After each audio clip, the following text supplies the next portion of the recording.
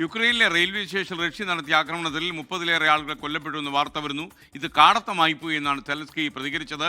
റഷ്യയുടെ ഊർജ്ജ കേന്ദ്രങ്ങൾ ദീർഘദൂര മിസൈലുകൾ തൊടുത്തുവിട്ട് തകർക്കുമെന്ന് യുക്രൈൻ സേനയുടെ ഭീഷണിയും വന്ന സ്ഥിതിയിൽ പി ജെയിംസ് വീണ്ടും ചേരുകയാണ്. ഇന്റർനാഷണൽ ന്യൂസ് ഡെസ്കിൽ നിന്ന് James, welcome back to morning show.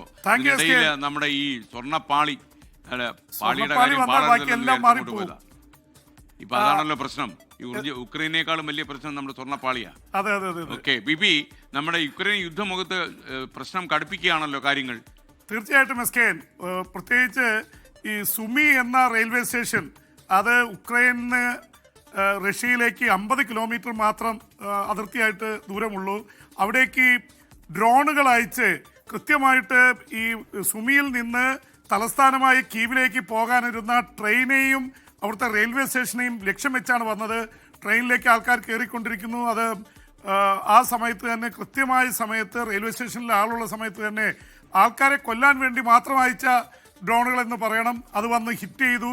ആ ട്രെയിന് വലിയ രീതിയിലുള്ള കേടുപാടുകൾ പറ്റി. ട്രെയിനിലുണ്ടായിരുന്ന യാത്രക്കാരും സ്റ്റാഫും അടക്കം 30 പേർ കൊല്ലപ്പെട്ടു. നിരവധി ആൾക്കാർക്ക് ഗുരുതരമായ പരിക്കേറ്റിട്ടുണ്ട്.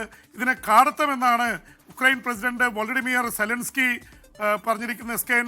എന്തായാലും നേരത്തെ മുതൽ ഈ ഉക്രൈൻ്റെ റെയിൽവേ നെറ്റ്വർക്കിനെ ആക്രമിക്കുന്ന ഒരു പരിപാടി റഷ്യ ചെയ്തിരുന്നു. തുടങ്ങിയ സമയത്ത് അത്ര ഇല്ലായിരുന്നു. അതുകൊണ്ടാണ് ട്രെയിൻ മാർഗം സഞ്ചരിച്ചുകൊണ്ടാണ് ലോക നേതാക്കൾ പോളണ്ട് വഴിയൊക്കെ ഉക്രൈനിലേക്ക് സന്ദർശനം നടത്തിക്കൊണ്ടിരുന്നത്. പക്ഷേ ട്രെയിനുകളും ആക്രമിക്കപ്പെടുന്നു എന്നുള്ളതാണ്.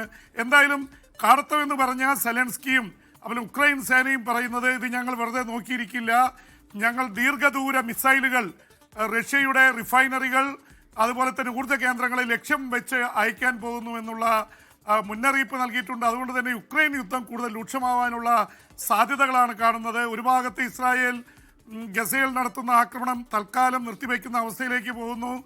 പക്ഷേ ആ ഇസ്രായേൽ പാലസ്തീൻ ഇത് തീരുമ്പോഴും ഇവിടെ യുദ്ധം കൂടുതൽ രൂക്ഷമാവുകയാണ്. ലോകത്തെവിടെയായാലും ഏത് സമയത്തും 24 വാർത്തകളും ഓഗ്മെന്റഡ് റിയാലിറ്റി പാക്കേജുകളും എക്സ്പ്ലെയിനറുകളും വിശദമായി കാണാൻ ഞങ്ങളുടെ യൂട്യൂബ് ചാനൽ നിങ്ങൾക്ക് സബ്സ്ക്രൈബ് ചെയ്യാം.